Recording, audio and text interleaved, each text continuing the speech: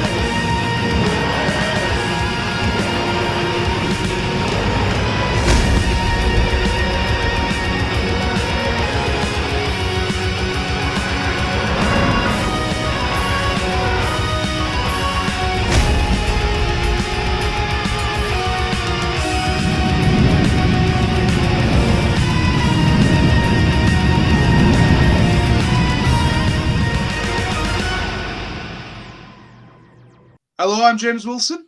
And I'm Matthew Rowney. And welcome once again to the Who Addicts podcast, episode 5, I want to say that we're on right now. Never ever do that again in my presence. But yes, we are on episode 5 of the Who Addicts podcast. Very exciting podcast coming up as we're going to be doing a trailer breakdown of the Christmas Day trailer for the Doctor Who 60th anniversary special. It is a very, very sexy trailer, and I cannot wait to dissect this frame by frame. But there is something very important to us to say first before we start. James is yesterday, having a baby. While I was... No. What? No. We are delighted to announce that we are having... We are delighted to announce that I am pregnant. Yes. James has just given birth to a David Tennant teddy bear. We are both delighted to announce that he is called Bear Tennant. He is called Bear Tennant. Yes. Yes. And we are delighted to announce him to the world. Indeed. This is Bear Tennant. And in fact, weirdly enough, regenerated into his own clothes, which I found to be quite strange. But I was perfectly fine with it. But yes, regenerated into my favourite of the 10th Doctor get-ups, the blue suit. So yes, I would have still loved him regardless. I would have still loved you. I would have still loved you, even if you were in the brown pinstripe. That's right. Yes, I would have. Yeah. You're still here. Yes, we all are, in fact, yes. Right, okay. Sorry, that was a personal moment. Anyway, so yesterday, while I was fast asleep, getting ready to be at work very early the next morning, I had completely missed it, but the Who Addicts reached 40,000 subscribers on YouTube. And yes, that milestone happening during our 10th year on the channel. 10 years since we started it. I'm not one for destiny, but that is stars aligning, is what that is, and I am so extremely proud to be back for this. To be honest, it must be weird for you though, Matthew, because you have been here the whole 10 years. Yes, you had a bit of a break, but you have been here pretty much the whole time. The whole 10 years. I've been gone for a bit, so how's this for you is what I'm wondering. It's incredible. I mean, it just does.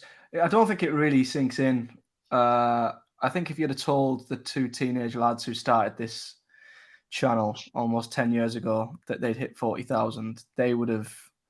I mean, we used to make videos when we hit like 500, 600. I mean, if you'd have told them 40,000, I think they'd have both just fell off their chairs and in shock and never believed you. So just living in the moment. I mean, it's amazing, and it's great to see that all of our hard work pays off, and we just got to keep pushing to the big 50. Because I mean Indeed. that is, I mean, that's just that is going to be big.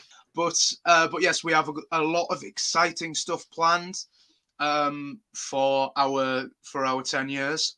I don't know how much, Matthew, you're okay with me saying. I'm not saying anything. But yeah, it's gonna be exciting. It's gonna be very, very exciting, and I can't wait for you guys to see what's to come. So, going on to the trailer breakdown. So yes, I just want to also say, obviously, this is a podcast, so it is obviously for people listening. Unless you're on Spotify, I don't know if other podcast providers have this option, but on Spotify, you can actually watch the podcast by clicking a little video icon. So when we're talking about screenshots, if you're on Spotify and you want to see the screenshot we're referring to, you can. If you're listening on another podcast provider, we will describe the screenshot as best we can so you know what we're talking about. But you guys will have watched this trailer so much by now. I'm sure when we stop to talk about a certain snippet, you guys will know what we're on about. But yeah, that's just for anyone who is listening as opposed to watching. Of course, listening to a trailer breakdown is a bit harder than watching it, but we will try and direct you through it best we can with what we are breaking down. And what else was I going to say? It's completely slipped my mind. Oh yes, I was just going to say that I am so excited to be doing this because trailer breakdowns were my favorite type of video that we did back in the day. Like I don't know if we were the first Doctor Who channel to ever do a trailer breakdown. I felt like it was a very new thing when we started, but I always come out of these feeling more excited and feeling like I've got 1,000 more theories just by bouncing off our theories and talking about each screenshot. So yeah, these are my favorite types of video. So I'm very excited to get my teeth stuck into this. Absolutely. I can't wait. So yeah, shall we get started? Yes. So this is the first shot that we get of the trailer, and you were commenting just before we went on air that we're back in London. I mean, we've not been in London in a while. We've had stints in Sheffield and Liverpool, so it's, we used to be used to being in London quite a lot, but that looks bloody lovely. Stunning. That looks stunning. I mean, literally, Matthew, the last time I was in London, and I'm not even joking here, was the Doctor Who festival in 2015. Wow. Bloody hell. That was the last time I was last in London. And I wish I could remember the night that we spent there. I mean, the drinks were so expensive, I don't think we did that much. I don't think we went out drinking that much because we were just like, no, the drinks are expensive. But we just basically went to a takeaway place and literally like just stayed in the hotel, I think. So, and we're just unpacking all of our exciting buys that we got from the Doctor Who festival. Which is on a vlog that you can find on the Who Addicts channel now. Used to vlog everything. But yeah, so it's I wish I could remember a night out in London as much because, or even see it from this kind of vantage point, because it's just it looks like a stunning city from that particular angle, and it's crazy that we haven't been in London for a while because, we used to go. That used to be the main basis of all of Russell's era, really. It did, and I'm glad we're going back there. There was something I always loved about Russell's era, which was that it was like modern, down to earth, contemporary. All the finales were set in present day. There was something about it I really loved. So this gives me a hint that we're going back to that. But the TARDIS is thrumming, which I find an interesting use of the word. The TARDIS is thrumming.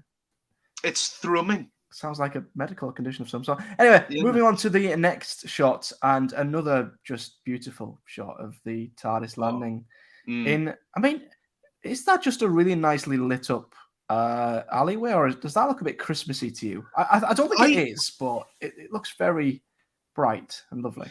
I don't know. I don't think it's so much an alleyway because I am seeing doors. And I guess alleyways do have doors and stuff, but there seems to be the whole alleyway seems to have doorways and things that seem to be lit up. So and even right in the foreground, like right in front of the TARDIS in shot, there seems to be a window with a door as well. So I don't know. I don't know if it's an alleyway or what, or if it's just genuinely like an alleyway looking bunch of flats, apartments or whatever. I don't know, but it's the TARDIS has landed in some beautiful looking places, and maybe it's just the way it's been directed, but it looks really nice.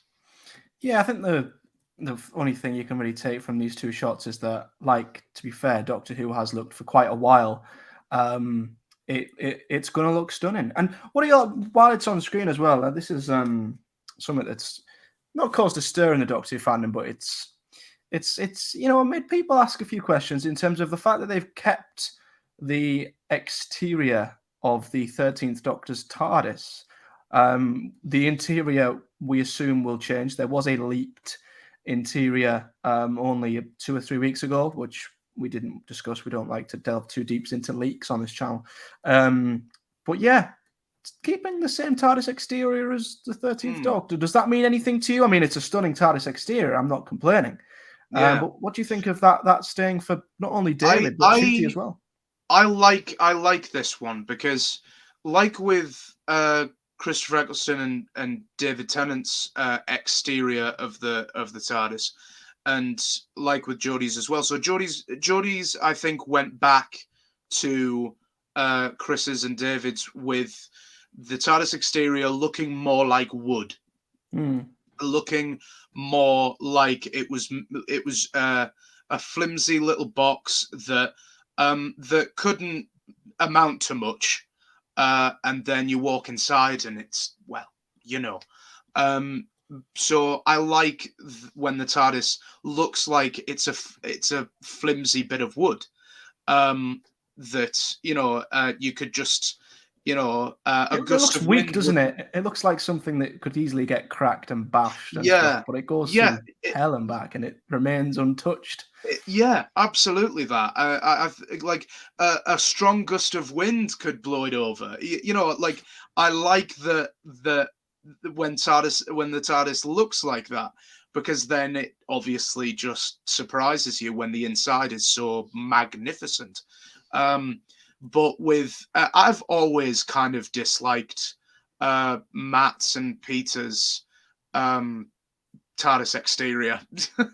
I didn't realize I didn't until Jodie's, but I remembered a thought that I had in the 11th hour. Suddenly that clicked into place when I first saw Jodie's TARDIS exterior in the Ghost Monument way back when, and it finally clicked to me that, wow, that's what I didn't like about Matt's TARDIS. There was something I never liked about his TARDIS exterior.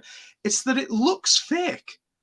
Yeah, it looked a bit plasticky, didn't, like a giant action figure.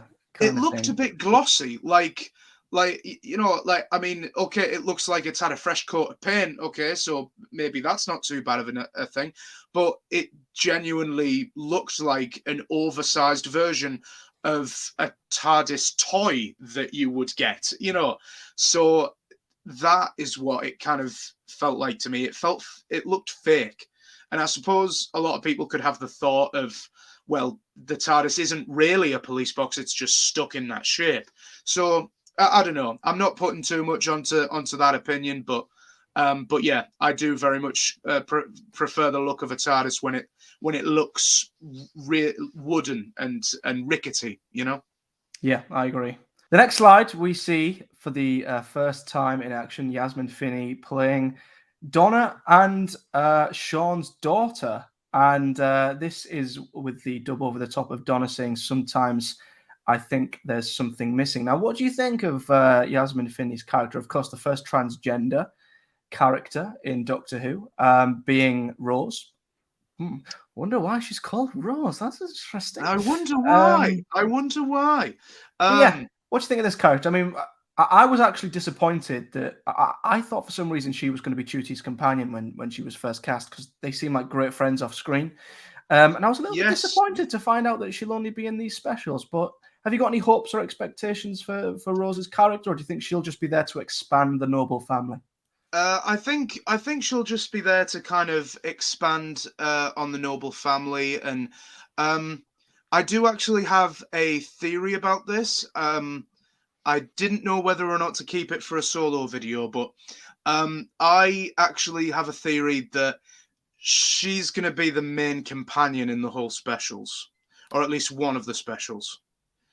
I have a theory that she is going to be a pretty main focus of the specials, considering that she's pretty much the first face that we see in the trailer as well. We see a main established shot of London, then we see the TARDIS, and then we see her. She is pretty much the first companion that we see in the whole trailer, the first face that we see. So I'd say that she is a great focus for the specials. Now, Jazmin Finney I've not seen her in really anything else. No, Russell hired her after being tremendously impressed with her performance in the series Heartstopper. Yeah. And she wowed Russell so much that he decided to hire her right from that. So I may check that out to just gain a bit more knowledge about how she may perform in that. But if she's a good enough actor, obviously she'll shine through in a different way when she plays Rose Temple. Rose Temple, Noble Temple, Rose, Temple, Noble Temple. Yeah, sounds like a tourist spot. But yes, I'm very much looking forward to what it is that she'll bring.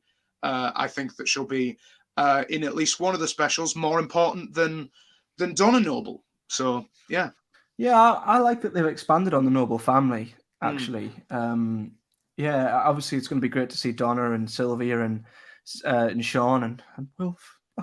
But it's also going to be great to see that expanded upon, and the fact that Donna and Sean have had a daughter makes me feel a little bit old, not going to lie.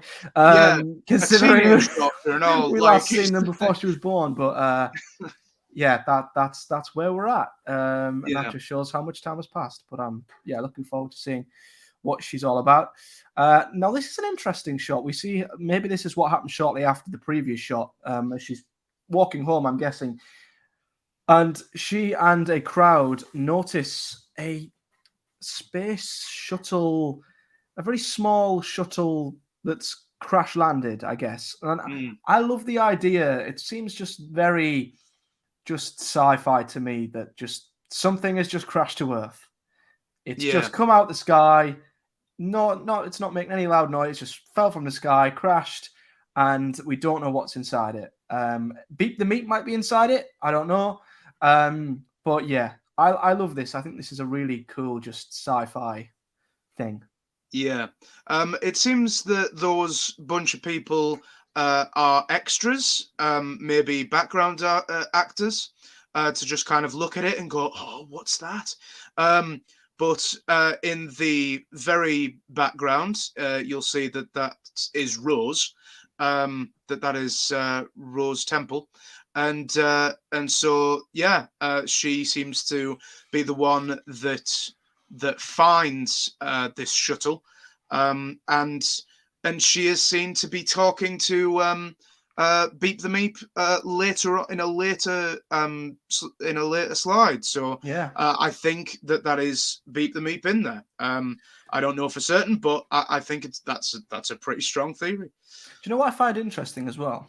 If that's the course, if that's the order of events, and she obviously goes over to the shuttle, finds Boop the Meep, and obviously is talking to. She seems very calm when talking to what you would assume is an alien. So, I mean, will Rose know of? I guess she'll have been told by Sylvia and Wilf and Sean that your mother can't see. She's not, if anything big kicks off, anything alien, and she might be a bit like, aliens, what? So she seems comfortable with the idea of aliens already, which makes me think she's been introduced to this idea by her, father and grandparents. And I wonder if she's also been informed about the effects that might have on her mother, because she seems very calm in this scene, like she's used to the whole idea of aliens, and she seems like out of all the extras there who are backing off, she's just walked straight towards it. So that's quite interesting, isn't it? Yeah, I mean, or otherwise, Rose is that she's maybe Russell is finally incorporating something that writers should have really done ever since Russell left, which is have a solid continuity that Earth has had a very, very long history of aliens and very public alien invasions since the 70s, at least the 70s. So maybe that's something that finally people aren't trying to shun or ignore, and maybe she's just like, oh, an alien. We've had a ton of those. So maybe it's not quite. Maybe it's not Donna's mum and granddad.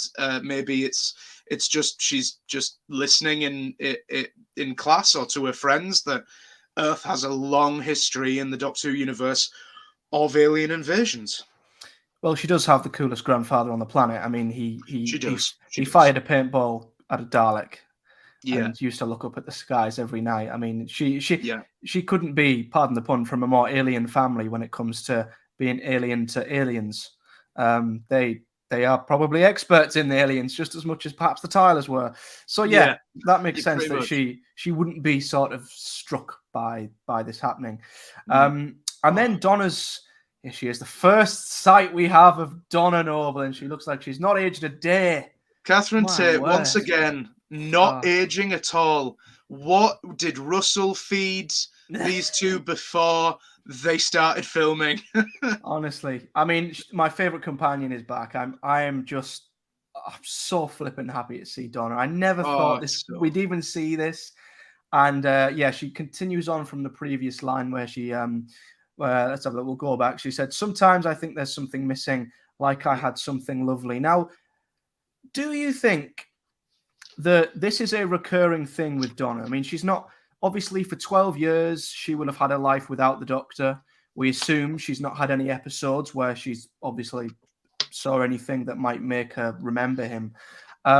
So what, do you think it's just natural that every now and again she might have these random moments where she has deja vu and thinks she had another life, or she has missing memories? Or do you think that something's triggered this? Because when she says this to Sylvia in the next clip, Sylvia looks really, really worried. She's like, oh crap, this hasn't happened for a long time. So I think something has tripped Donna's mind into thinking that something Doctor related is happening for the first time in probably 12 years. So do you think this is a new thing happening here, or this might happen to Donna every so often? Well, I mean, I think that there's, I mean, even you go back to the end of time, and Donna did just instinctually, just because something about it was just something that she thought that her granddad Wilf should have, was Joshua Naismith's biography. Yeah, good point. Just Joshua Naismith's book. It was just something that she thought would be helpful to Wilf, and she had no idea why. And there was nothing particularly alien or or anything happening with that. It was just something, and the Doctor had said she's fighting for it even now, the Dr. Donna.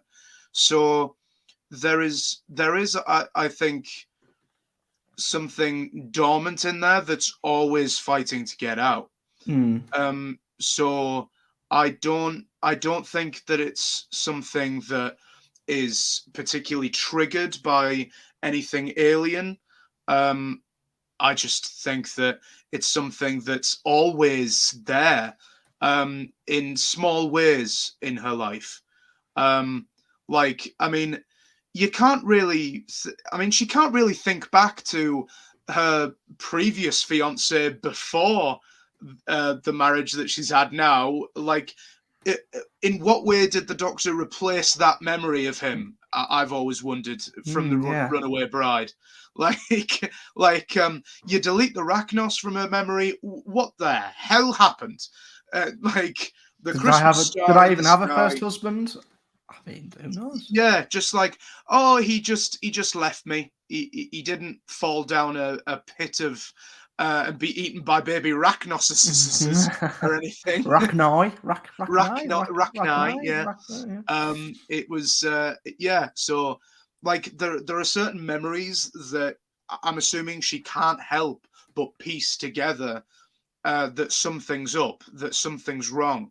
So I think that something's always been there, but I don't know. I don't know. Maybe it might be different, but due to what we saw in The End of Time, nothing particularly alien triggers the Dr. Donna thing from happening. Yeah, I think it's probably something that's rare, that might just happen every few years as a one-off episode. Maybe she dreams of something that makes her think, her mind creates something that leads to her to think something's missing, something's not right.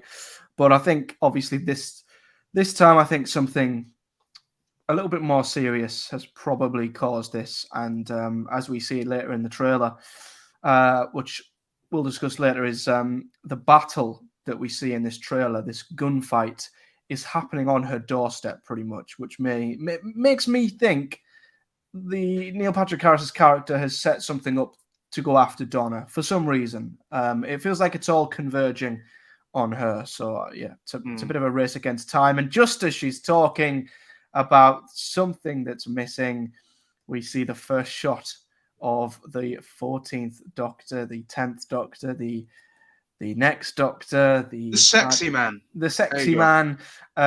running through man. A hole in a wall. And weirdly enough, when RTD was discussing this, he said that this is actually one of his favorite scenes that they filmed, with whatever's behind this wall and stuff. He bigged up this scene quite a lot.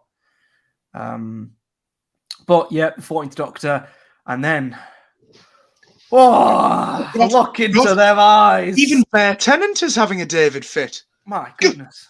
Take your medication, Bear Tennant. God, I mean, calm down. I know. He wants to stay up here now. Dude, so, I mean, just the Doctor. There he is. Look at him. I'm sorry to anyone listening on the podcast. The podcast hasn't just suddenly paused or anything. Your internet connection's fine, but Matthew, let's just have a moment of silence to just stare at him. Just for a moment. Okay, here we go.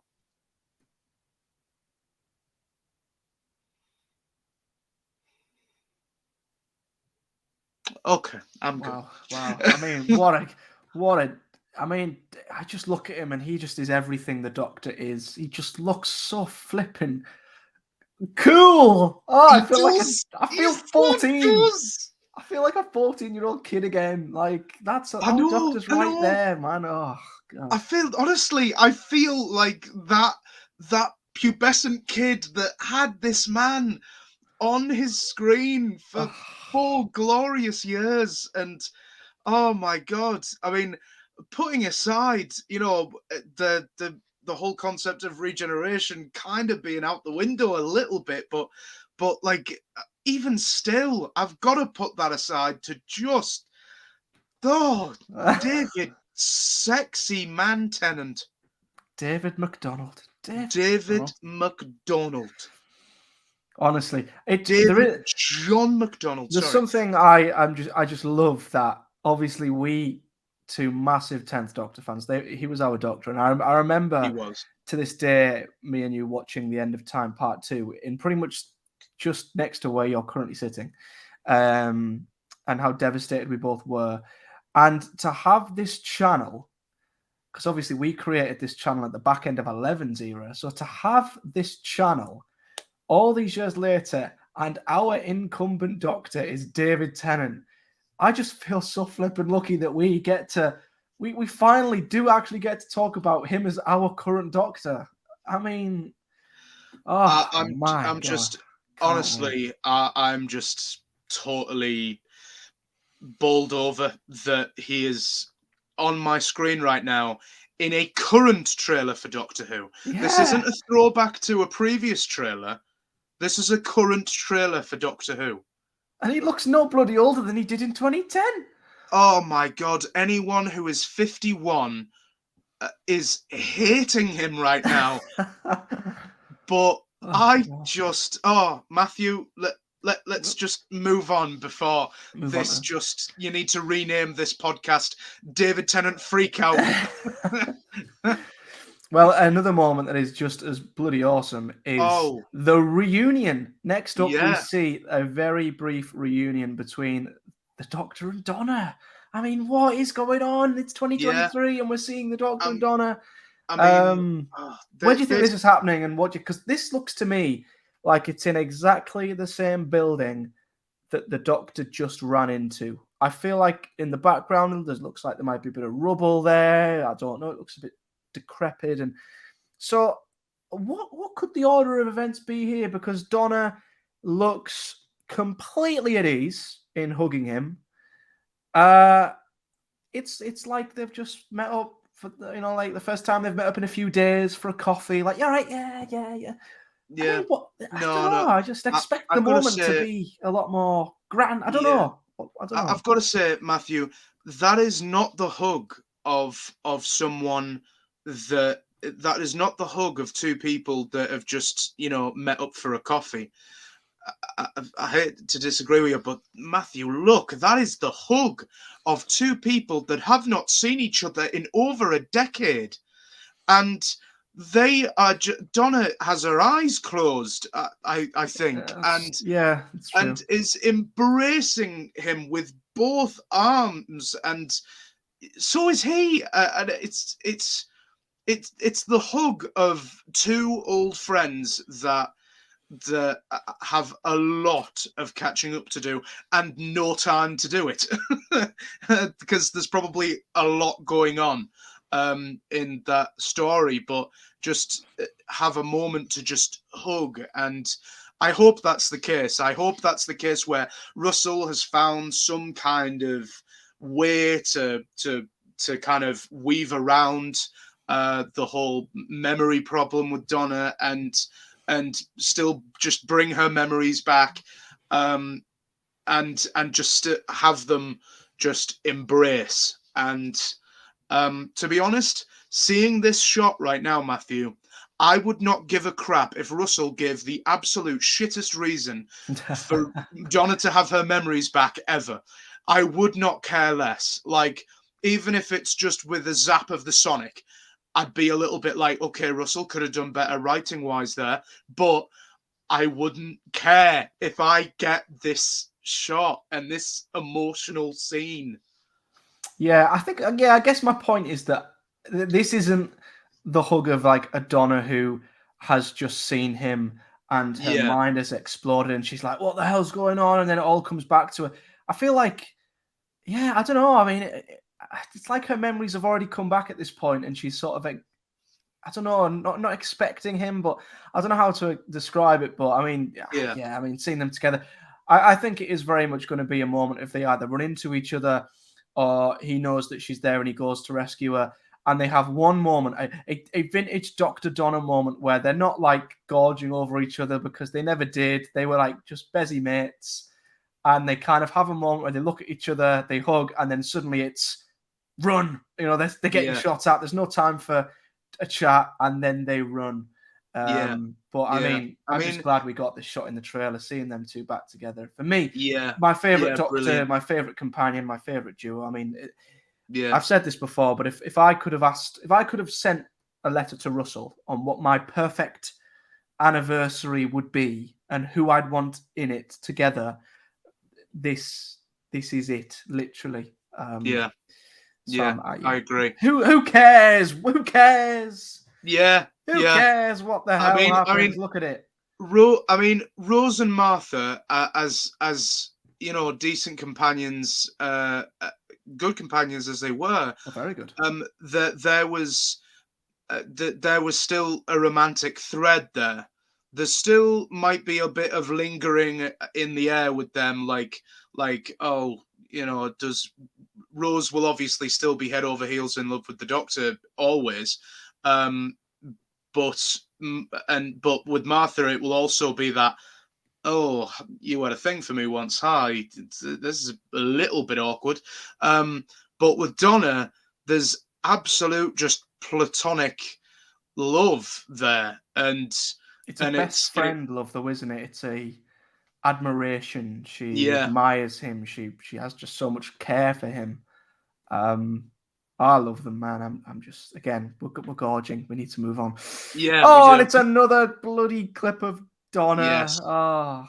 Yeah, and this is of course the completion of the bit of dialogue that she was saying before, and it's gone. So yeah, it's gone. And this is what I said earlier. Sylvia, it's great to see Sylvia Noble. You know, it's great to see her again. Let's great to see that actor back. Yes, and she looks worried, dude. She looks She looks like, oh crap, we can't go there. So there's a bit of concern on her face there. I don't know what she's looking at on her laptop, by the way. I was looking earlier to see if that would give anything away, but yeah, Sylvia worried. Another shot. Calm down. Good Lord, I don't blame you one little bit, but control yourself. Lovely shot of the Doctor looking out of the TARDIS. Interesting, we can't see the interior. Don't you think? Think that's been green screened out? Think that's been edited out, or do you think it's just dark completely? I don't know. It's like in the classic era a little bit, isn't it? Like, the TARDIS interior and exterior and the transition between the two never made sense whatsoever. I mean, like when the Doctor would open the TARDIS doors, it would be a police box. If it was on an exterior shot of the police box. But if you saw the Doctor walking out of the TARDIS from the inside of the TARDIS in the classic era, or at least in the first and second Doctor's era, the doors were like... the doors would open and they would be like automatic doors, like he wasn't even opening them himself. Yeah. Like it was something like it would just be make a sound like...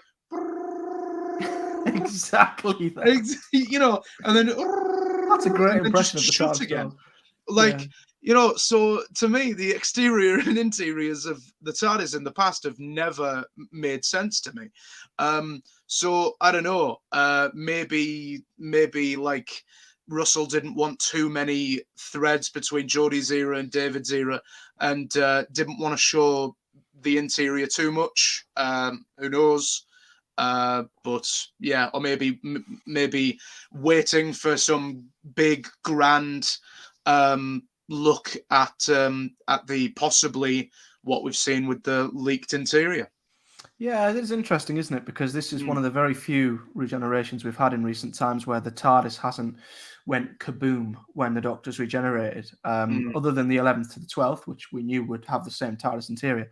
In this case, we know it's going to be different. And it's going to be a different interior, but the TARDIS hasn't absolutely exploded.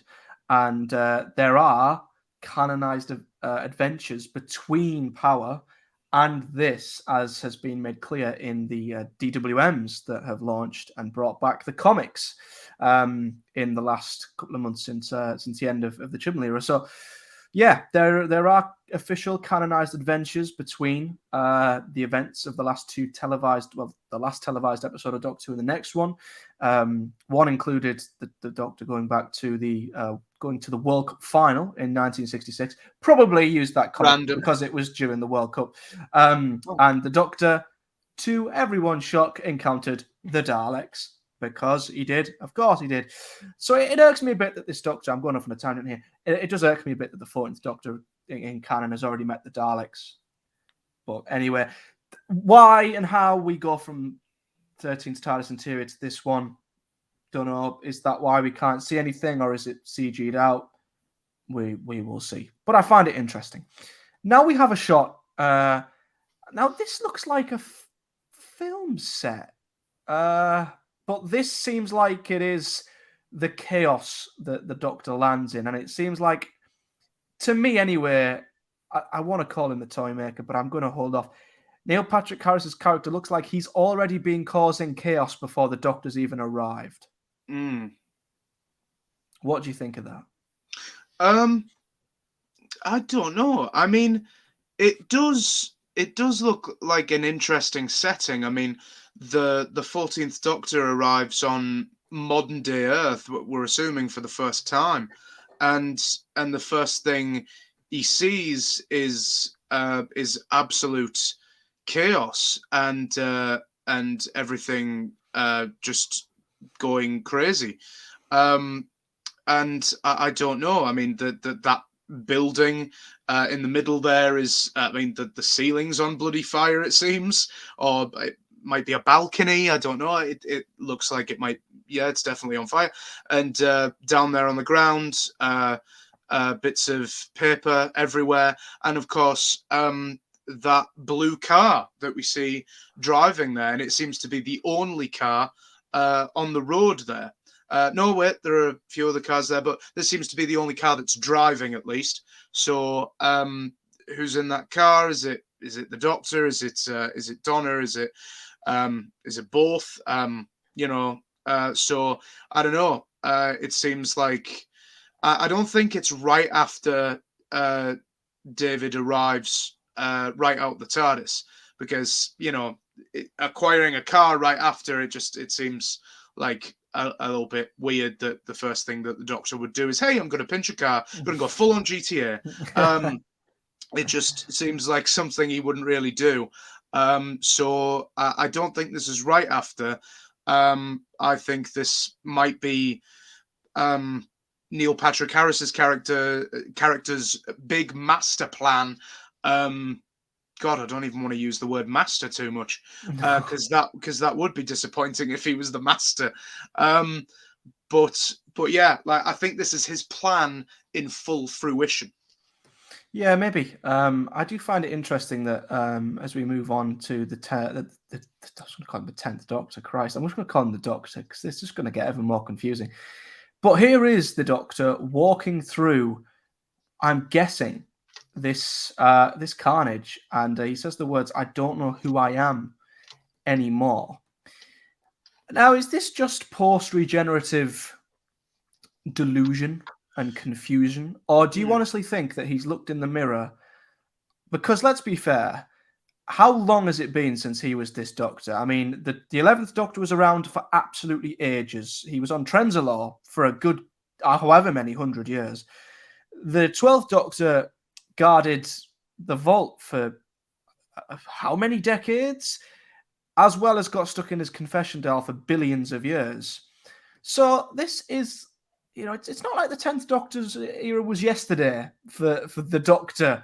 So why do you think he's confused? Is he genuinely a bit confused? Does this face ring a bell, but he doesn't quite know, because his life's been that long, he doesn't quite recognize it? Or is he just completely lost and confused? Because to me, the way he's walking around these streets, I reckon he lands and he hasn't got a flipping clue what's going on. I don't know. It's an interesting one, because this is a Doctor returning to an old face that has lived other lives since he was last since he was last this face before. So he's got the memories of other doctors, but he's went back to the face from before them. It's weird. It's crazy. It's a crazy concept. That I'm still working on getting on board with. But I think it's more a case of he is going through a crisis of self right now. I think that there is something psychological going on within the Doctor. I don't think it's a case of he literally doesn't know who he is anymore. I think he knows that very well. I just think that he means it in a sense that he doesn't know where he's at in his head right now. And so I don't know. Maybe it's more of a metaphorical sort of thing. And I've always wanted Doctor Who to explore more psychology in terms of the concept of regeneration. Maybe that's the way I can get more on board with this concept, is that I've always wanted to see the psychological toll of regeneration, because if I was going through change after change after change after change after change times 15, that would drive me a little bit mad, a little bit bonkers. Your mind being split 15 or so different ways. So to me, I would love for this to be more of a psychological kind of exploration of the Doctor. Yeah, I would too, actually. He does seem, for a lot of this trailer, that he is a little bit confused and lost. And I do think, I mean, you'd expect it. I mean, he's regenerated.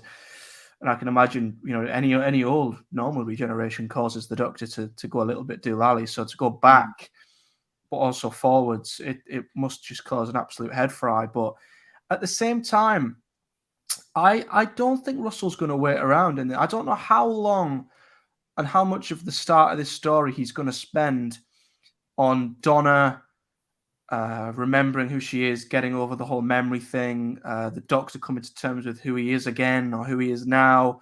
I'll be intrigued to see if Russell wants to more so just get that out the way so we can crack on, or if he wants to spend the first half of this story gradually explaining things. And I guess if it was a one-off special, he'd probably want to get things wrapped and established pretty quickly. But because we've got 3 episodes, maybe he can afford to spend a little bit of time in the first 15, 20 minutes exploring these things on why Donna is reunited, how she remembers him without dying, how he comes to... I mean, towards the end of the trailer, he looks pretty much like he's back to normal. So, yeah, like you, I would very much like to see them explore that.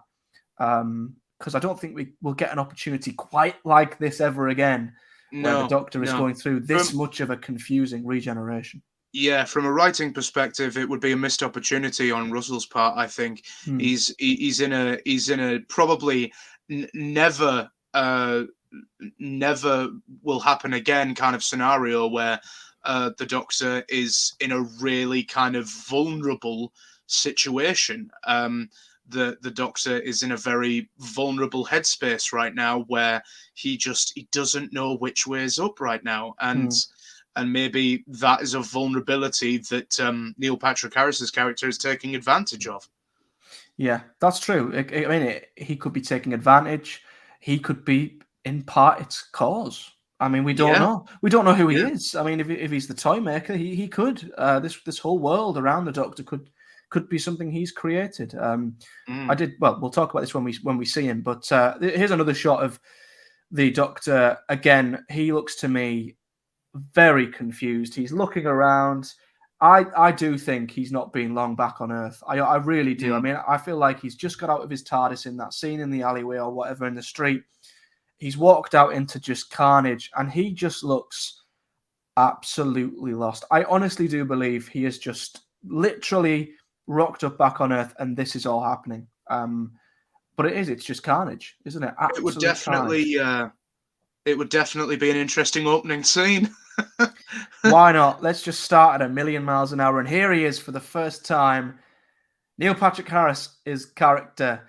And again, I think this is shortly after the clip we've just seen. 14 comes out of his TARDIS pretty early in the episode, looks absolutely lost, turns, and he's got this creepy son of a bitch waving at him. What do you think of this guy then? Because for me, he knows the Doctor. He knows exactly who the Doctor is. I mean, given the facts that he's just regenerated, his character is waving at the Doctor like he flippin' knows him. Whether that means he knows him from when he was the 10th, or he just knows him as the Doctor in general. This is a guy who I think is very familiar with the Doctor, Tennant's Doctor, and has already created this absolute crazy mess and has created it ready for the Doctor to arrive and see it all. So, yeah, what do you think of him and this whole scene? This guy is basically still a huge mystery to me, and that is extremely exciting. I love the idea that it's the Celestial Toymaker. I love the idea of bringing back a formidable foe from the past that really hasn't been in Doctor Who for over 50 years. Not and relying so, on the big three. For once. yeah.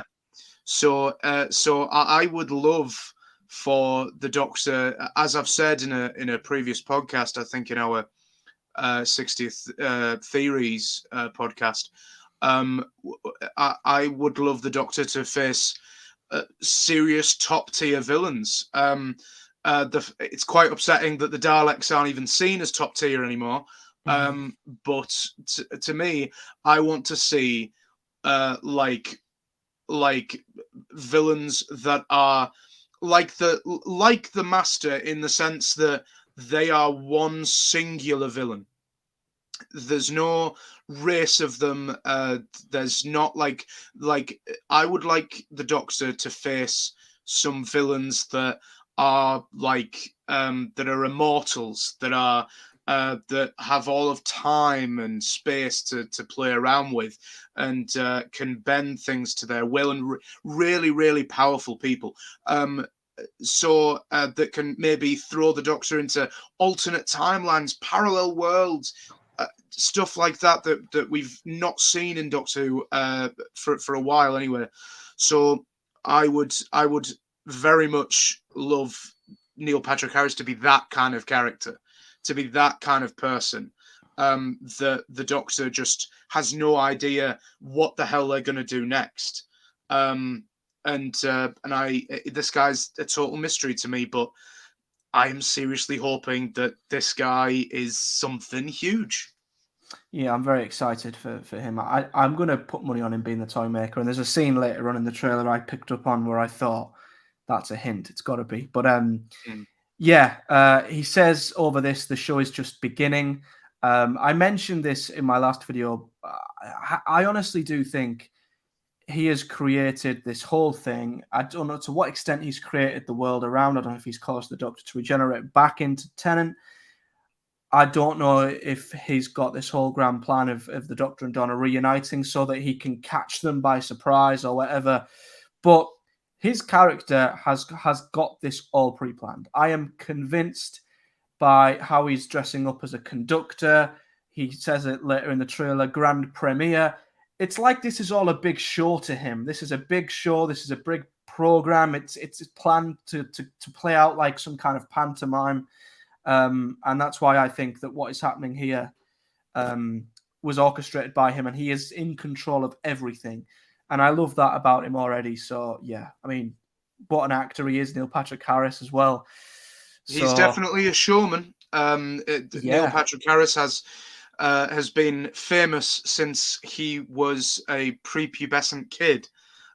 He first started out in a show called Doogie Howser MD, where he played a kid doctor in a long-running TV series in America. So, the guy has been famous for pretty much as long as he can remember, and yeah, he's one hell of a showman. If you've seen him in some of the Broadway performances that he's been in, he's a sing and dance man. He's great. So I hope to God, and the Celestial Toymaker is probably the only character that can get away with doing this kind of thing. I kind of hope to God he gets a song and dance number, especially in that getup. I can see that happening. Yeah, I mean, Absolutely. in the filming videos that we've seen where he's kind of twirling the Doctor around, I kind of hope to God that he does get a song number. I mean, imagine that. This is probably the only situation where I'd be like, yes, please give me a Doctor Who musical where the Doctor is basically forced into a musical. Like the Doctor is just put into a musical and he doesn't know what the hell's going on. Going back to you saying he looks confused, like, what the hell is happening? Why is everyone dancing with choreography? It's like, I think that would be pretty cool. And Neil Patrick Harris, wow, he'd be the perfect man to do it. I don't think you're that far from what's actually happening here. I think the only difference is people aren't dancing; they're just running for their lives. But he's still very much is the center of this stage he seems to have created. And to him, this is a big fun, like I say, West End play or whatever. When in fact, his idea clearly of entertainment is chaos, which I love. I'm very excited for his villain, and considering we've not seen him before, and he's brand new, excitement levels are very high. Next up, we have a very large spaceship. Yes, I believe it's resembling the green bug creatures that we'll see in a later slide. Yes, which we will get to. And I think they maybe are marching towards it. I don't know if they've got prisoners with them or if they're just marching towards it. But yeah, this would indicate to me as well that they've been here a while. They've had time to build their ships in this location. They've not just crash landed and invaded. It feels like these guys have been here for a long time and have had the opportunity to build ships, position them under the ground, create what looks like a factory. Maybe Neil Patrick Harris's character's been on Earth for quite a while, and as the Doctor's been gone, he's been allowed to do a few things. But do you think these will be henchmen under Patrick Harris, or do you think they'll be a villain in their own right? I think I don't know.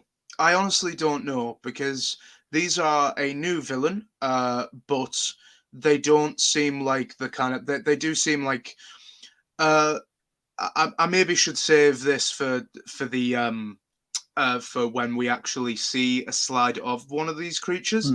But they do that they are basically these are creatures that have the same job as the Jadoon, essentially.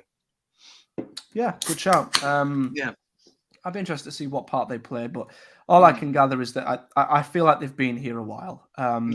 Talking of the showman, I mean, bloody hell. I mean, his costume's changed. His hair might have changed.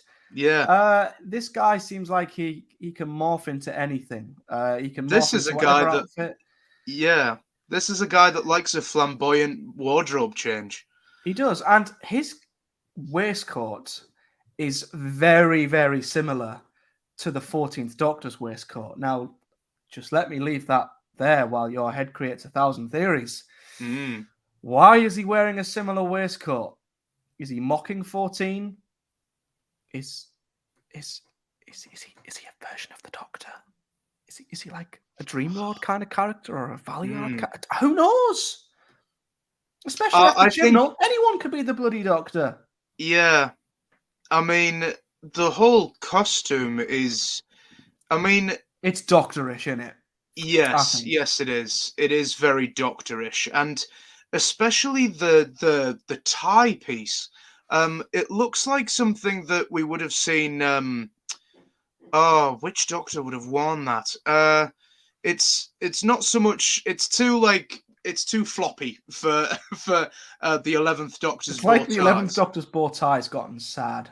Yeah, it's like it's just lull, just like. But that looks like something that maybe the the second Doctor would have worn, or maybe the fourth. Just something about it just seems very classic Doctorish. So I think that might be something like that. And do you have any theories as to the what's dangling from the waistcoat at the towards the bottom there? Because I thought that might have, as I zoomed in here as I have the screenshots here on my phone, I did kind of think, did that look like the TARDIS key? TARDIS key. That's what I was TARDIS going to key. say. Yeah. Yeah, the TARDIS key, but it looks like that really weird looking TARDIS key that the Eighth Doctor had in the TV movie. So it looked a little bit like that, but I can't see it from here. Not even from the screenshot I have here. I've zoomed in and I still can't tell, but it's still a cool thing, I think. Dude, he can't be an evil Doctor. Surely not. What if he's the Valeyard, Matthew? Oh my, because this is the thing. The 14th Doctor, in my opinion, has come from somewhere else. Like the outfit, the fact he's come with an outfit, I don't know. I just feel like the 14th Doctor has come from somewhere else, whether that's the Edge or somewhere in the Doctor's future, subconscious, and it's somehow come back and glitched and whatever. What if he's not the only Doctor to have come from the far future? Because as Tom Baker's Doctor said in the 50th, you know, in the future, you do go back to visit a few old favourites. Are we seeing two Doctors from what should have been the far future going at it? I mean, if this is an evil version of the Doctor, I mean, I'd be all for that as well. I mean, wow. Neil Patrick Harris is an evil Doctor. Matthew, we have less than a year to speculate, and if we were to go through them all right now, we would go totally insane. So the next slide. Oh, an explosion. We do. We have a couple of action scenes here, quick action scenes, so not much to take from them. I mean, this here, like I said, we'll see from a more panoramic shot later that this seems to be on the street where Donna lives. But look at and zoom in on that armored truck. That's the unit logo. I'm sure of it. Is that yes, the unit? Is that the unit logo? Yes, I would say that probably is unit. I'm going to have a little look myself and open this up separately because I think that very much looks like the unit logo with the eagle and everything. Yeah. Let's have a little zoom in. Yeah, it might be the unit logo. It's got like a circle with two wings. Yeah, it could be. It's some sort of corporate army of some sort. So that much is clear, and I don't know if they're attacking the Doctor or if they are attacking alien forces or whatever. But yeah, I mean, Unit and the Doctor have a very long-standing history. It would be interesting if Unit was pitted against the Doctor. That would be something cool in itself. Because I don't know why, call me demented, but I love it when my favorite fictional character of all time, has it bad for a little bit. I love it when writers kind of write bad things happening to the Doctor. I think it's so interesting to see on screen and to see the character go through. So it would be pretty cool if Unit was kind of butting heads with the Doctor.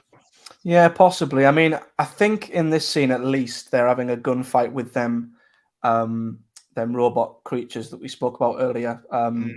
But the more I look at that, it looks like a Unit logo. And it would be interesting because, of course, one of the big things that happened in the Chibnall era at the start of Series 12 was that Stephen Fry, or C, I remember in the opener in Spyfall, he said that Unit and Torchwood had been defunded. So for that to then U-turn and Unit to be back, is that just Russell writing them back in and going, Chibnall, that was a terrible thing to write. Why would you get rid of Unit? I'm writing them back in with no explanation. Thank you.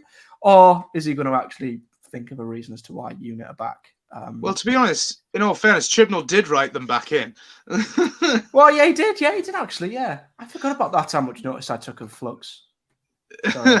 At least he wrote Kate Stewart back in mostly. Yeah, and in Power of the Doctor, they played a pretty big part. So that's true. They did. Yeah.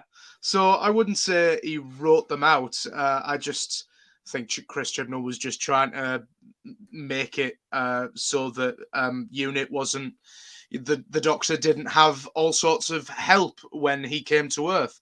Because if you think about it, if the Doctor comes to Earth and he needs like help, if he needs allies, he's not exactly short on them with Unit always around. So you suddenly get rid of Unit, the Doctor's left on Earth, with not that many people he can go to for help.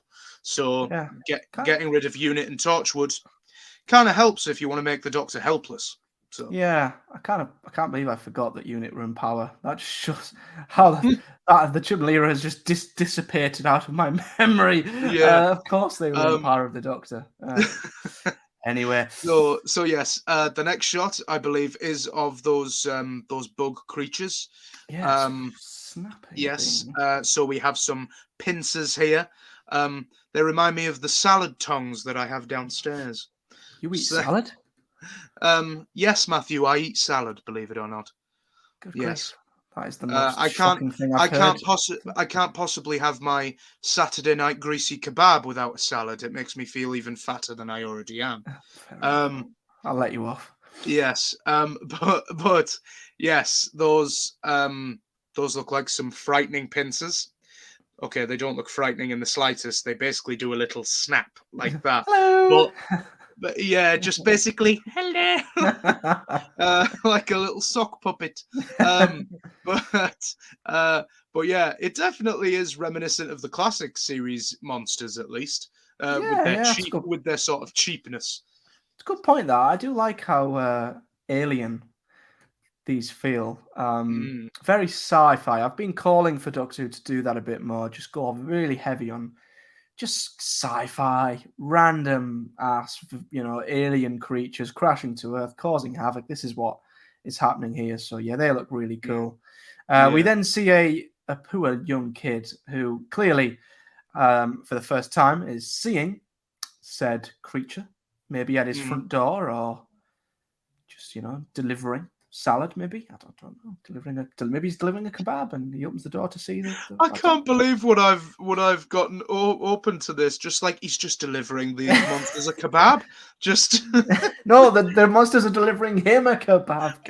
Right, okay. With the little pincers. I can just imagine it now. Neil Patrick Harris has decided to dominate the world by basically trying to take over its takeaways. Hey, it would do a lot of harm up north, let me tell you.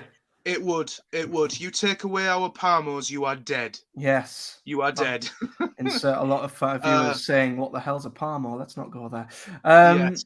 This is the clip you mentioned earlier. Yes, it is. Yes. So here we have Rose Temple Noble. Temple Noble. Yes, here we have their daughter Rose saying, "Who are they?" To beep the Meep. Yes, this cowering behind a stir on Twitter. This did. Yeah, they seem to be hiding from probably the creatures we saw previously. So they're probably cowering behind a dumpster of some sort. And here we have Beep the Meep, a brand new, well, not brand new. I will get onto that in a moment. Who just says monsters. And I'm loving the voice. I'm loving the voice. But yes, Beep the Meep is a villain from the comics, from the Doctor Who comics. I believe, I don't know, I've only seen certain Twitter threads of this and little bits that I've Googled. But it was, I believe, a Fourth Doctor comic book. Please, anyone that has some actual knowledge on Doctor Who comics, feel free to comment below. But please don't hate me for any misinformation. I completely agree. I know nothing on this character. I knew nothing either. I just didn't understand all the noise that was coming from it until I had to put a tweet out asking, like, who is this? Like, I didn't. Yeah. I honestly had no idea. Yeah. So, from what I've read, this character is a fugitive of sorts, a kind of warlord that's very violent. And in one particular comic strip, I saw that he was holding a gun, shooting a place up. And yeah, sure, that cute little baby Yoda-looking thing definitely looks like a killer. You can tell Disney have got their hands on Doctor Who, can't you? Yes, you can They're tell. thinking of all the plush Yes. toys that they can sell already, aren't Yes. they? Yeah. Although I would kill to see David Tennant in a Mandalorian mask. Just a Mandalorian mask. Yeah, like Nothing even else. if it's just in the armor, and No, then you no armor. yeah, Just the mask. yeah, and then you just suddenly hear David Tennant as the Doctor just say, "This is the way." Oh, and his Oh, what if David said that in his Scottish accent? This is the way. Oh God. This is the way. Oh. Oh God. Anyway, Doctor Who Star Wars fan fiction. What are we coming to? Back to the intergalactic war criminal, Beep the Meep. I mean, what an interesting character, voiced by Miriam Margolyes, who I believe Margolyes voices Beep the Meep. Matthew, oh my God, Miriam Margolyes is one of the greatest British treasures that we have in this country. If you watch any interview with her, I'm derailing a little bit, but if you watch her in interviews and things, she is just simply hilarious. She says anything that comes to her mind, and it is beautifully inappropriate and makes everyone on every chat show sofa she's on uncomfortable. Like she made she told a dirty story to Chandler from Friends on Graham Norton's show. I love this woman, and to actually see that she is playing a character in Doctor Who.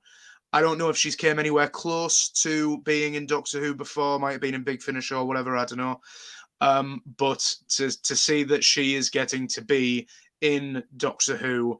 Well, not in Doctor Who, but live action, like voice-wise, I can't wait to see what she does with this character. Yeah, me too. I mean, there was so much noise surrounding her casting, and then of course seeing Beep the Meep in this trailer.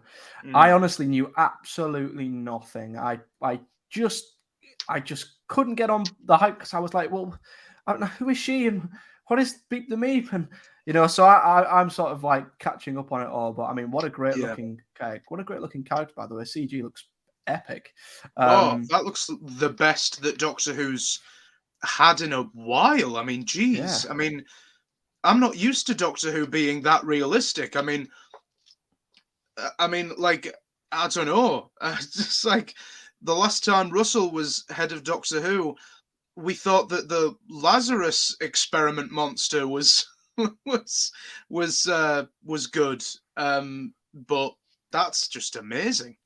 Yeah, you're right though when you say very baby Yoda. I mean, sod the pating. This thing is gonna sell plush toys. Let me tell you. Here are the big bad flyboys for the first time in the trailer. I've got nothing else to say. Then they look new. It's nice to see something new and it is different. Indeed. Yeah. Indeed.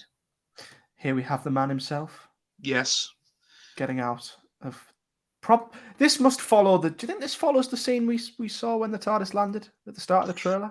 Or is this him landing somewhere else?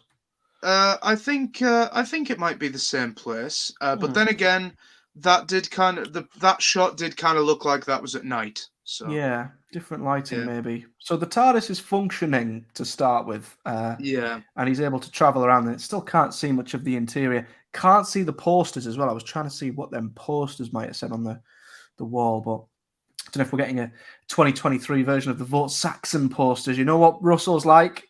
He knows. He'll be some of them posters might have info on that could be massive in a few years' time. Yeah, he definitely. Russell loves his Easter eggs. He really does. And it's nowhere near April right now. But wait till it is. Easter eggs galore. Yeah. Now this, as it is dubbed over, by the way, that the Doctor says, I don't believe destiny, but if destiny exists, then it's heading for Donna Noble. Donna Noble. Yes, brilliant. Yeah. And he's walking into an emporium. Is that the Doctor? Oh, I don't think it is. His outfit looks completely different. Yeah, no, I don't think that is the Doctor. Honestly, maybe it's just because I think that any guy in a flowing coat is going to be the Doctor. But I don't think that is him. I don't think that is him at all. No. I think it is an investigator of some kind, like a detective or something. Yes, because guess what is in the window? Toys. Yeah.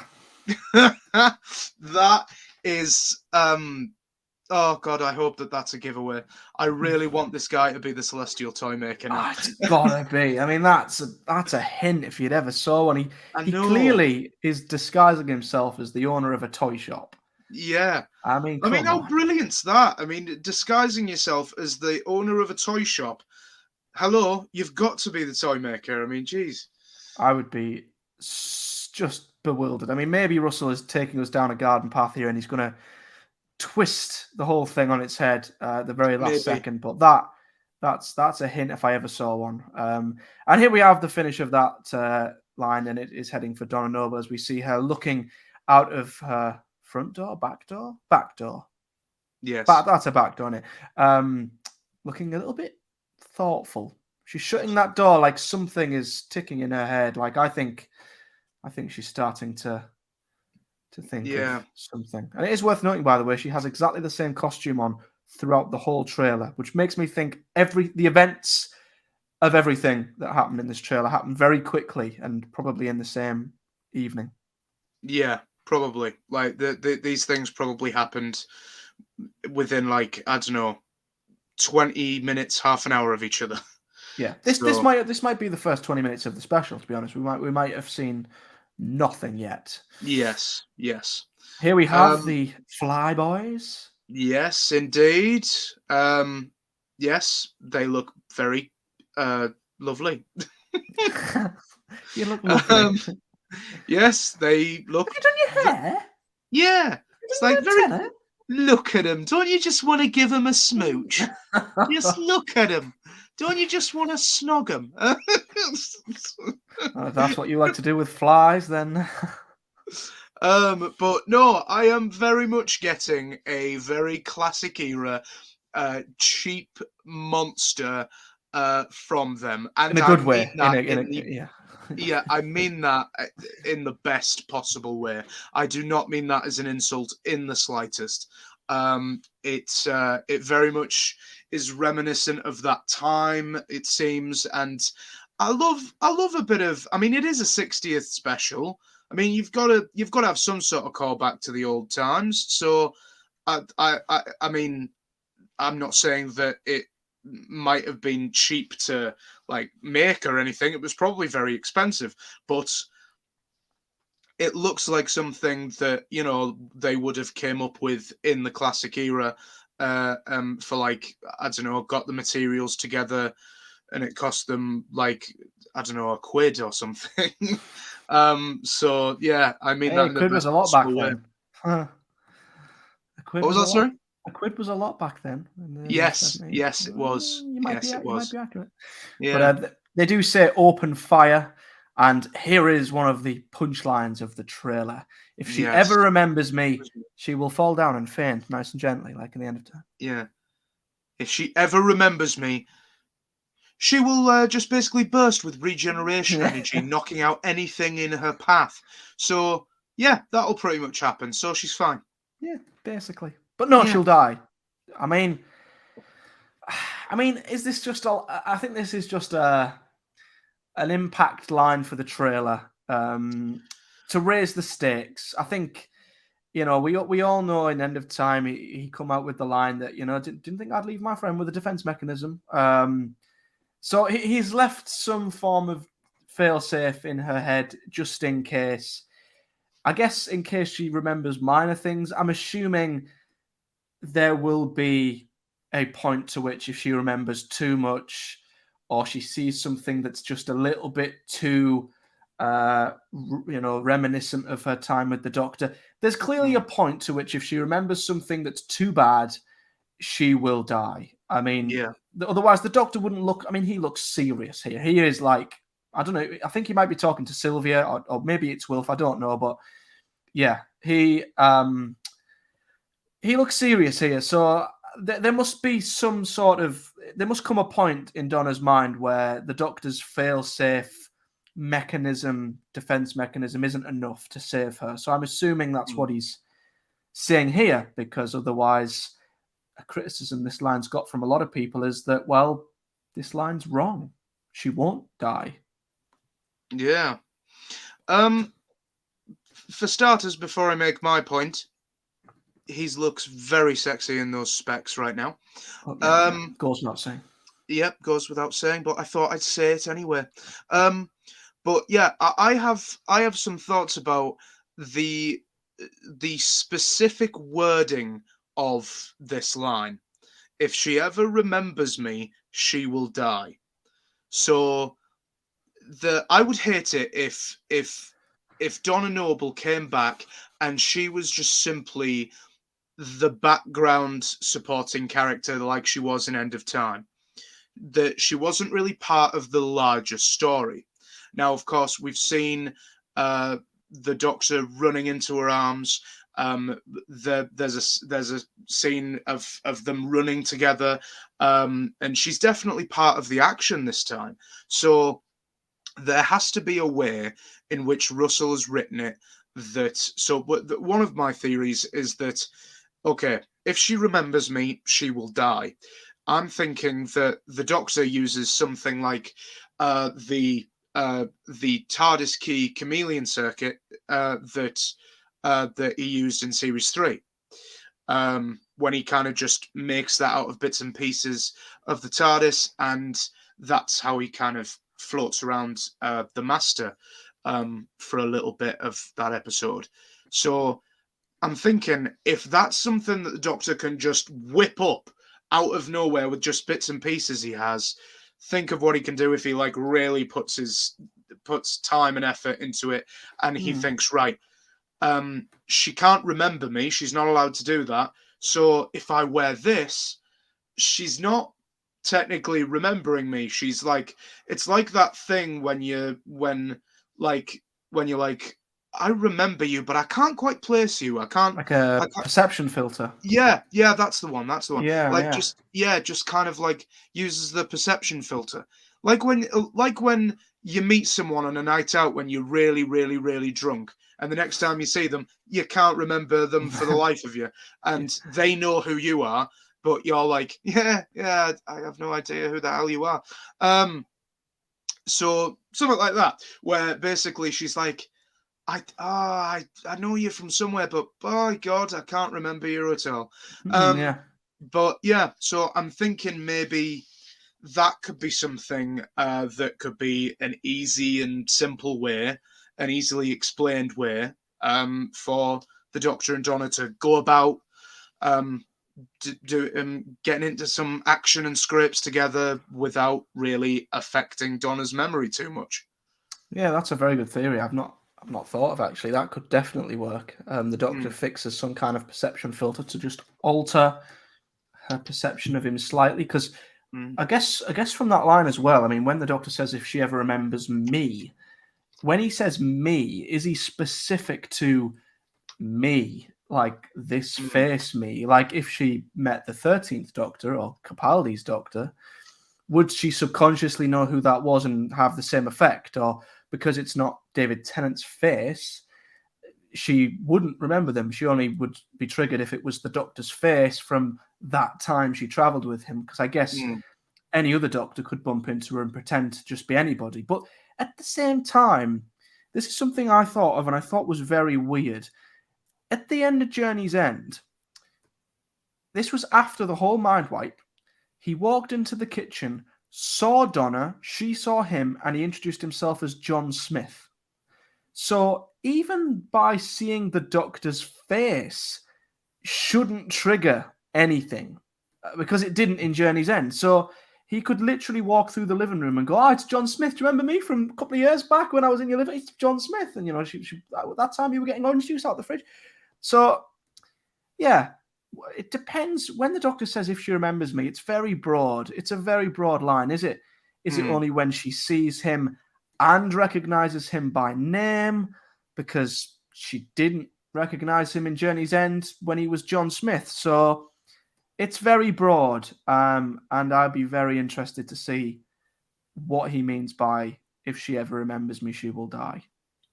Yeah. I just hope that's not a false line that's just there for the trailer, and the stakes are that sort of, Donna's life on the line. It's weird because the only reason why I pick on the wording of this, and I'm so specific about the wording of it, is because that's the only way the Doctor's ever described that situation. Like, he's never varied on it.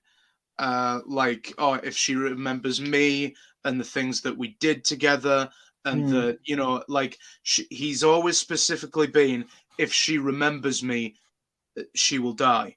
Like, he said, if she ever remembers me, her mind will burn and she will die. Like, that's what he said in End of Time. Yeah. But that's pretty much a variation on the same on the same words. So I don't know. I'm really picking up on the words here, so that I don't know. So I'm thinking if David is pretty much using the same words of dialogue 12 years previous, I'm thinking there's something specific about it that maybe David could use as a loophole of how to get around this and still have Donna be a part of the story. Yeah, definitely. I'm intrigued to see how this is wrapped up and how quickly into the episode this is wrapped up, so we can get on with the Dr. Donna once again. Following that, we see a clip of her in her house. You can see Sean, actually, in the background, her husband with Rose. It looks like their home is getting invaded at this point. So I think following the gun fighting outside with Unit or whatever, they're obviously coming for Donna for some reason. And they must get to her at some point, because it looks very much like something is about to enter her house that isn't friendly. And with the dialogue that was over this could be a potential moment where she could remember for some reason, even though she's probably never seen these creatures before. This is what I'm a bit confused by, but I think this could be the moment where she maybe remembers. Perhaps. And yes, nothing like a good grenade launcher for or a rocket launcher or whatever that is to knock on someone's door. Yes. Knock, knock. Here comes a bazooka. Yes. Here comes your kebab. Yeah. That's what it feels like when it drops out if you're after your Vetters. Anyway, it's like a bazooka. Oh God, the images that sentence conjures up, Matthew, it's awful. It's awful. Really, I hate it. We've got some very action-packed sequences coming up. Indeed. Anything you want to pull from these? Obviously, we see an exploding car, someone running from said car. Yes, I mean that person running, is that one of the creatures or is that one of the soldiers? It's got to be a soldier, right? Yeah. I mean, it must be. It doesn't look particularly alien or anything, so it must be. So yeah, perhaps. It just looks like a pretty cool action sequence with shit blowing up. There's nothing much to read into that, because Michael Bay has made a whole career out of blowing stuff up, and there not being much story to it or much to talk about whatsoever. So that's a very fair point. Yeah, so I don't know. Maybe it's fine for Russell to take a little bit out of Michael Bay's cookbook, as it were. Indeed, it's basically, this is what Middlesbrough looks like on a Saturday night, guys. Yeah, essentially, yes. Now, this is interesting. This is the first real shot we see, and I didn't notice Donna was in this shot until after, because it's a very quick shot. But we see the Doctor diving under some, I don't know, it might be a door that's about to close. He's not got his coat, and they're in a ship of some kind, and you can see Donna in the background. Now, I think at the very start of the trailer, when we saw him jumping through this hole in this brick wall, and then later in the trailer, we see him hugging Donna in what is a similar place. I think that might be inside one of these alien spaceships or a factory or some kind of building that they occupy, because this looks very alien to me. I don't think it's a TARDIS. I think this is them inside the alien spaceship. I think so as well. I think so too. Yes. I certainly. Yeah. I think that as well. I haven't got my own personal theory on the thing. Yes, it's good to see David doing an Indiana Jones, to be honest, where it's about to close and then he grabs a hat at the very last minute. It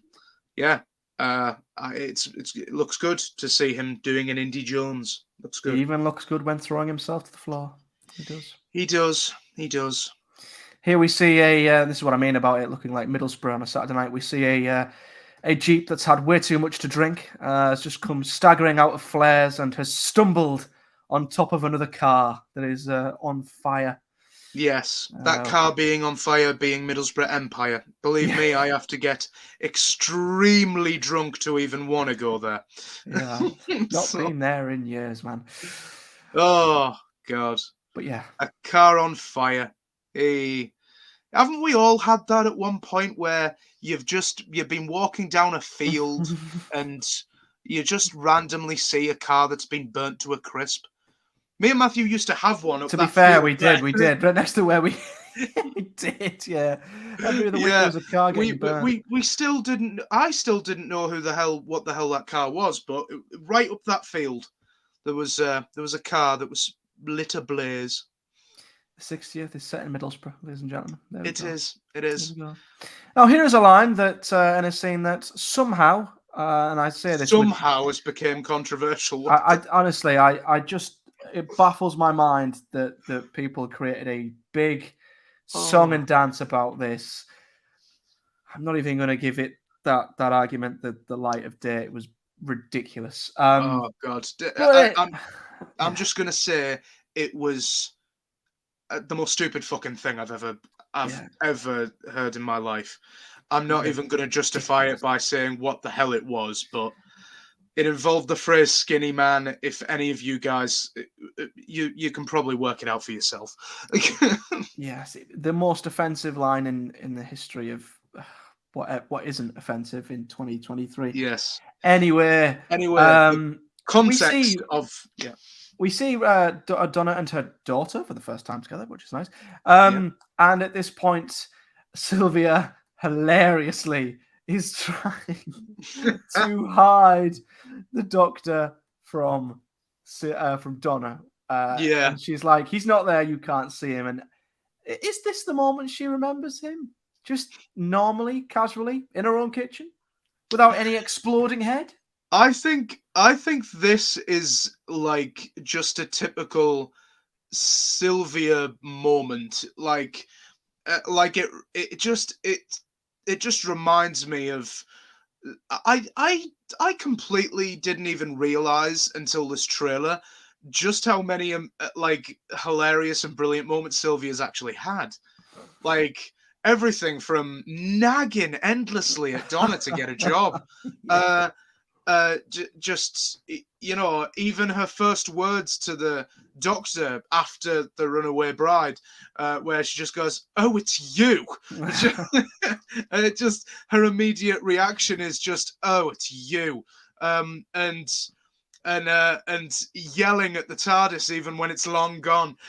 Just, come back, I say. Are you yelling at thin air? Yes. Maybe, yes. I can't believe how much I didn't realize I loved Sylvia. But just to see her. But it seems like the Doctor's dodging out of her way. Yeah. Like he's trying to actually get to Donna. So, like, I'm wondering, I don't know. It seems like Sylvia's trying to be like, no, he's not there. You can't see him. And the Doctor's trying to get to her, and Sylvia's stopping her and him. You know? Yeah. So I don't know. Like, in what context is the Doctor okay with Donna's mind burning up and dying? So I don't know. Maybe Sylvia's maybe the Doctor's fixed everything. Donna's got her memory back, but then again, that wouldn't really explain the whole skinny man comment. So I don't know here. I really don't. I'm just basking in the glory of Sylvia. So this has messed up my whole order of events. yeah, Because I thought they met up in that spaceship when they hugged, yeah, but you'd think that was the first time they met, but then clearly it looks like they're going to meet in Donna's kitchen. yeah. So does she meet him in the kitchen, but not remember him until later when they meet in the spaceship? Or is Russell going to just surprise us all and just, write the whole memory thing as one big comedic scene? Typical Dr. Donna, where they just jokingly... honestly, at this point, I have no idea the order of events here. But Yeah, no. this is a funny scene regardless, isn't it? Yeah, it's crazy. It's crazy. The next one is probably the same action sequence with the Jeep and the cars blowing up and the unit soldiers, as we don't know who they are yet. So it seems that they are probably against the bug creatures from previous. So yeah, that looks pretty cool. Again, I think they're fighting to get to Donna, and Unit are defending, I think. But a cool shot. This is a really good shot, actually, of that same scene. A lot more bodies on the street there. There's something quite disturbing and creepy about this shot, I think. Just like there's actual bodies laying on the floor. This could be the aftermath of when bug creatures have won, and maybe now they're heading to Donna's house, possibly. Yeah, like multiple bodies on the floor. Like I don't see that very much in Doctor Who, with like multiple potentially dead bodies. I don't know. We don't know how these creatures attack people. They might be quite nice and just stun them. We don't know, but yeah. It's a nice shot. Yeah. I feel bad for Donna's neighbours, however. Yes. Right. Yeah. 12 years we've had of peace and quiet with the nobles, and they've started again with all this. I know. It's weird. You know what I think as well? Like, you know how the first Doctor, they worked around the fact that William Hartnell was ill by just having him be resting somewhere for most of the story. What if they knew that with Bernard Cribbins and he's been in bed this whole time? Like, and he's only a part of it for a little bit. And I can just imagine Wilf just going, hang on, let me get my paint gun. Take that, you aliens. Just, I'd love that. Oh, God. I just love that. I would love Wilf to... Just as an excuse because Bernard Cribbins was in such bad health, him just fighting off aliens in his pajamas. Well, it's interesting because someone mentioned to Rachel Talele on Instagram, I think, who I believe might have been the director, and they asked if Bernard Cribbins or Wilf had been written out because of the circumstances, and she said, no, why would he be written out? So it's great to hear that he will be in the scenes he's filmed, how they get around him possibly suddenly being absent. from the rest of the special. I don't know. Maybe they went back in late and wrote a scene where he passed away. I mean, if we see that on screen, good grief, I don't know what I'll do with myself. But yeah, it'll be interesting to see how that unfolds. Here is the mandatory cool doctor running down a long kind of corridor scene, and David looks just as cool at 51 running as he did at 40, 38 or whatever he was. God, I wish I could run like David. Oh my God! I mean, it looks like the similar place to where the TARDIS landed earlier. Yeah. Do you know where, like, do you know how actors and certain famous people do master classes? Like, you'll have a master class on acting. I mean, David Tennant should do a master class on acting. I really hope he does one of those one day. But he should do a master class on cool running. Imagine running with David. Imagine running with. I mean, I don't run at all. You'd be like, here you come in. You'd be like, there's the doctor. There's David's doctor really doing that, and I'm just like. You'd be a terrible companion. You'd get killed by the villain every time. David, go on without me. Go on. I'll catch up. Oh no! Beep the Meep is killing me. Okay, no, I won't. Oh Christ! Oh God!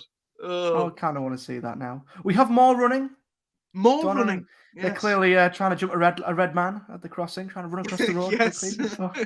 Oh God! What if we've just completely misjudged this trailer and it's just the Doctor and Donna running about doing, like, just running around London, just doing the most common shit ever. I'd love it. Like, honestly, like they burnt down a kebab shop so the police are after them. They're on the run. Oh, brilliant. Oh God. Love that. Right. Okay. Here is a shot where the Nobles are in a bit of peril. Indeed. Where they are in this, I couldn't tell you. They might be in a factory or one of the ships, one of what we've seen earlier, where the alien ship was in like a, I don't know what you want to call it, some kind of hangar. Maybe they're in there, but they're looking up at something that clearly isn't very friendly. Yeah. I mean, maybe those bug creatures can fly. Who knows? Yes, well, maybe flies, maybe. Yeah, perhaps. Nice to see Sean Temple Noble for the first time as well. Good to see him. Sorry. Calm. We have the Doctor saying that word, Alonzi. Alonzi. I mean, Matthew, when you heard this, when you heard this, what was your reaction to this? I think I passed out.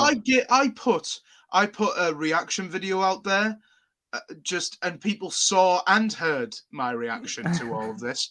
I want to see and hear what you felt in your heart when this word was uttered. Something that David has not said in 10 years since the 50th. I don't want to damage any headphone users that may be listening and tranquilly sat back at home listening to the Weidrich podcast. But it was something like something like that, possibly. Something like something like that. Something like a startled orangutan. Yes. Or maybe I just went into full David Fitz.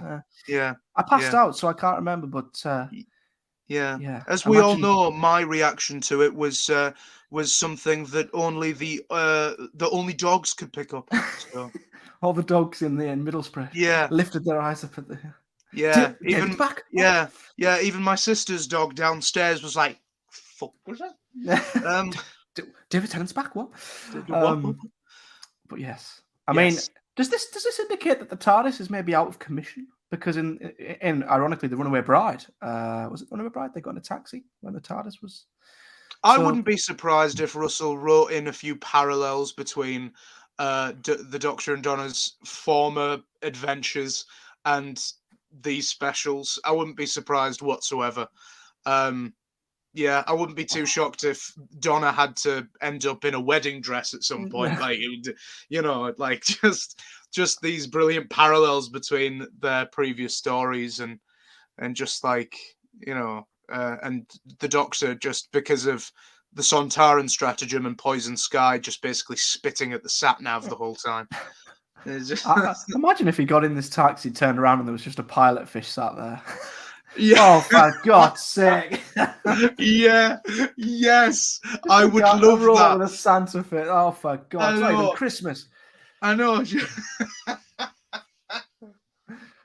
I would love that so much. This looks like the poster to a Valentine's Day film, doesn't it? Or Christmas. Do you see what I mean with the Doctor Who musical? I mean, it just looks like a Doctor Who musical. It looks like it's gonna happen. He looks so demented, man. I mean, he's lying in a bed of roses, throwing them in the air, looking way too happy with himself. Yes, indeed. I can't wait to see what his character's about. Yes. Here's Ruth Madeley. Yes. We don't know much about her character, but we get a shot of her at the end of the trailer. Any theories on who she could be? Maybe she could be working for UNIT or something? Perhaps she does in this shot at least. I didn't know until this shot actually whether she would be someone in business. She looks like she's in an office of sorts. So possibly. She looks like she could be someone of importance to someone out there. And because the promo picture that we've seen of her, she doesn't look in a professional setting all that much. So she looks important here, with the pinstripe blazer on and everything. And so this actor has worked with Russell T Davies on multiple occasions in a show called Years and Years. Which is a great series that Russell wrote, and I hope you all got round to watching it. It was incredible. And she's a disabled actor as well. So that's lovely to see a major character in that's that is disabled, and it's great to see that and get some recognition in Doctor Who. Really excited to see what she brings to this character. Yes, me too. I've just given her a quick Google, and apparently, if this is the same person, I believe it is. She voiced the Sixth Doctor's companion, Hebe Harrison, in several Big Finish audios. Really? She was the Sixth Doctor's companion in it. Oh, so if we're looking at making Beep the Meep a freaking canonized Doctor Who villain, could this be a canonized former Doctor Who companion from Big Finish? That would be lovely. That would be lovely to sort of give the tip of the hat to Big Finish. I believe it's the same person. Surely it's the same woman. Yeah, it is. Wow. Well, that could be something cool, couldn't it? We have a shot of Donna looking very serious. Yes, very serious indeed. I'm not sure where she is. The Doctor, who was on his knees, getting up. He's getting up and running. Oh, maybe he's got into the taxi, noticed the pilot fish, and the pilot fish just drove off and flung him out the taxi. And he's like I said, Matthew, this is no alien invasion. The Doctor and Donna are just having a night out in London. No, they're just the Doctor is shit-faced drunk, Matthew, and he's just going, "I'm gonna get that taxi." And he's like, "Yeah, I'll go back in flares now." It's just like, let's go back to Pop World. Let's go. The bouncers of them flies like, "No, sir, you're not allowed back in." And he's like, "I've got a wristband." Neil Patrick Harris is just a figment of his imagination, a drunken hallucination. Just like, my God, I swear I'm seeing Barney Stinson from How I Met Your Mother dancing in a tuxedo. Oh God! Let's finish this with Ncuti Gatwa. Finish this, yes. The same line that we've heard twice. We've not gotten anything extra regarding his Doctor. It's the same line from the same scene with a background that is fake. It's Yeah. not real. RTD has said it will spoil too much. I mean, final thoughts on I mean, for one, why are we only seeing this scene of him in a more stripped back version of 14's costume, and where the flipping hell could he be? Serious answer, and it's probably the most simple one, but it's one that for some reason we've not considered. I think that's post regenerating from 14 into him. Yeah, maybe. Yeah, I think I think that's what that is. So you don't think we'll see 14 and 15 together? Do you think we'll see 14 into 15? We won't see them meet in some kind of Doctor Watcher type of thing. I mean, he's clearly seeing something that he's very confused by. So yeah, I honestly don't. I reckon he'll meet 14. I reckon that's what it is. He sees his past self and he's like, "Whoa, what the hell? I thought I regenerated from you." Kind of thing, and that's why he's like, "What the hell is going on?" But the fact that this is the only piece of footage that Russell is comfortable anyone seeing of Ncuti's Doctor right now. Yeah. The fact that this is the only one, like, out of this whole entire trailer, Russell's like, yeah, show him that. Yeah, it's fine. Show him the bug creatures. Yeah. Sexy David. Lots of that, yeah. Yeah. What about all of this footage that we have of Ncuti? One. You're allowed that scene, and you're not even allowed the backdrop either. No, you're not even allowed what's in the background. No. Just that one scene. But it's the same one as in the first teaser. Don't you want to vary it a bit? No, I don't. No. That one scene. And that's it. That's all they're getting. Why? Because too much of it spoils it. So, genuinely, I think any other frame, any other scene of Ncuti in these specials it is too much. And it gives away too much. I think so too. I'm not convinced this is him post-regen. I really don't know. It depends how David's Doctor came to be and how he departs again. But I don't think Ncuti will play for a main part in the 3 specials. I think he might be. They might leave him until the very end of the 3rd special. But it is weird that this whole trailer seems to be from episode 1, and maybe only the start of episode 1. Yet we're getting Ncuti, who could be at the end of episode 3. So they might just be dropping Ncuti in these trailers to. And it sounds a bit harsh, but to ensure people still think, still have him in their head to say he's the Doctor after these specials, because David's second era is going to be very short. So I don't know if he's only in these trailers just so he stays kind of relevant in the back of viewers' minds to say this guy's the Doctor coming very soon, and it actually has zero context to anything else we've seen in the trailers or even David's Doctor. It could just be a case of Ncuti, keep pushing Ncuti, which is great. So interesting. I'd be interested to see if when we get more trailers closer to the episode, whether Ncuti keeps appearing or if they reveal more of him. Yeah, I mean, that'll be interesting. Yeah, I mean, all in all, wrapping things up with the trailer as a whole, I honestly, I was shocked that I was getting this on Christmas Day. I didn't think I was going to get anything until like middle of 2023. So I was comfortable with that. And I was willing to wait.